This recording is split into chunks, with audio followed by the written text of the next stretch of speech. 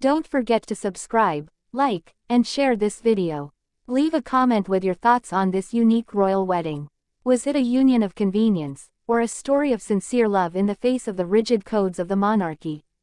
20 years ago, in a Hague still bathed in the changing light of a timid spring, a discreet but symbolic event was etched in the memory of the Netherlands.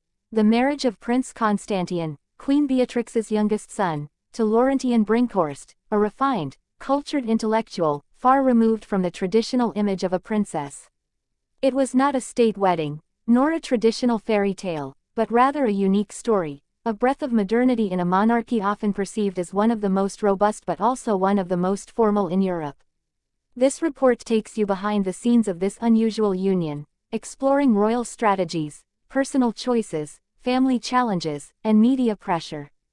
While the cameras captured a genuine smile that day, few know what really happened behind the gates of Noordeinde Palace.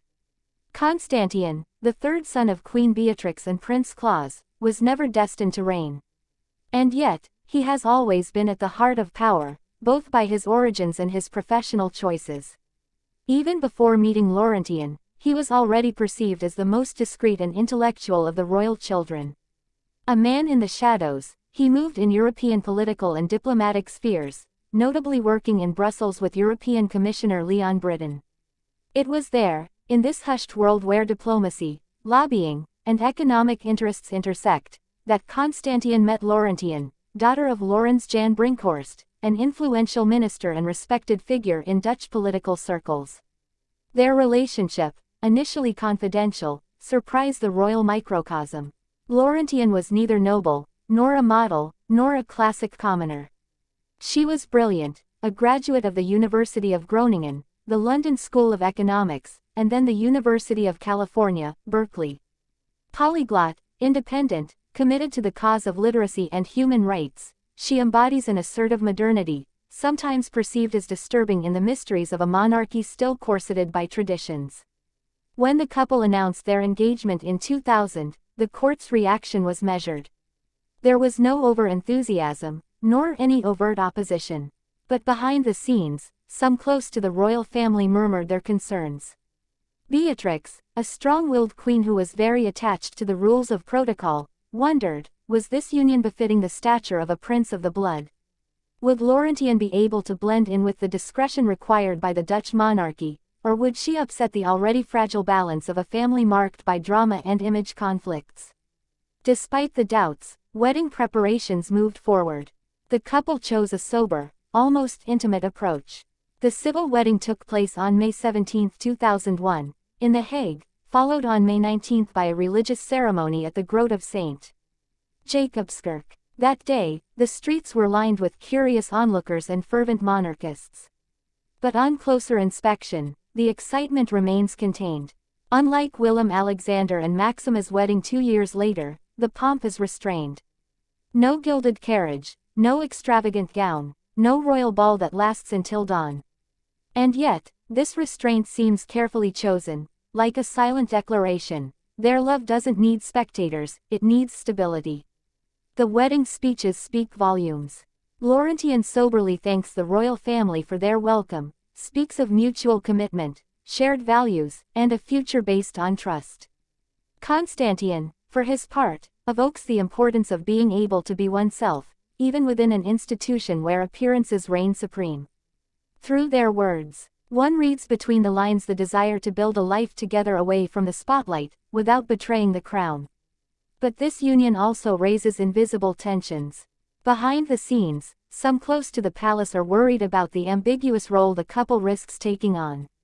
Constantijn is not the heir, but he remains a royal prince. His wife therefore becomes a princess by marriage, with a title but without any real official function. In a country where the monarchy is constitutional, every move by a member of the royal family can have symbolic or political repercussions. The challenge for the couple is immense: how to exist while simultaneously remaining in the background. How to serve the monarchy while maintaining a decent private life. The couple's choice was clear: they would build their future outside of traditional royal duties. Laurentien continued her commitments to education, the environment, and the fight against illiteracy. She became a UNESCO ambassador for literacy and made numerous public appearances on societal issues. Constantijn, meanwhile, immersed himself in the world of new technologies, became an innovation advisor, and supported Dutch startups. Together, they embodied a parallel royalty, useful but discreet, engaged but not ostentatious. 20 years later, their gamble seems to have paid off. The couple have 3 children: Eloise, Klaus Casimir, and Leonor. Each grew up with relative freedom, free from the constraints reserved for direct heirs to the throne. Eloise, in particular, has become a public figure in her own right, widely followed on social media where she maintains a free, spontaneous style, often at odds with royal codes. Some see it as a danger, others as a breath of fresh air. But it is clear that this freedom is the fruit of a legacy desired by his parents, that of the nuance between royalty and modernity. Today, while most of the public's attention remains on King Willem-Alexander, Queen Maxima, and their daughter Amalia, Prince Constantijn and Laurentien continue their journey away from the spotlight. And yet, their role is crucial. By embodying a contemporary monarchy, compatible with the values of a 21st century striving for transparency and authenticity, they offer a subtle yet powerful alternative to the classical model.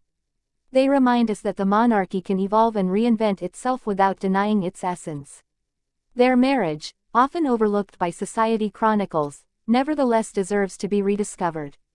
For it is not just a beautiful love story, but a demonstration of resilience, family diplomacy, and deep convictions. Behind every photo from that May 19, 2001, lie difficult choices, painful compromises, and a constant desire to build an unprecedented balance between personal life and royal duties. As Europe redefines the role of its monarchies and new generations of royals seek their place between tradition and modernity, the marriage of Prince Constantijn and Laurentien remains a pivotal milestone. It raises questions about what a royal union truly means in the contemporary era. Is it a symbolic contract, a strategic alliance, or the last-ditch attempt to humanize a centuries-old institution? And you, do you think the marriage of Prince Constantijn and Laurentien is a model for the future for European royal families or an exception impossible to replicate?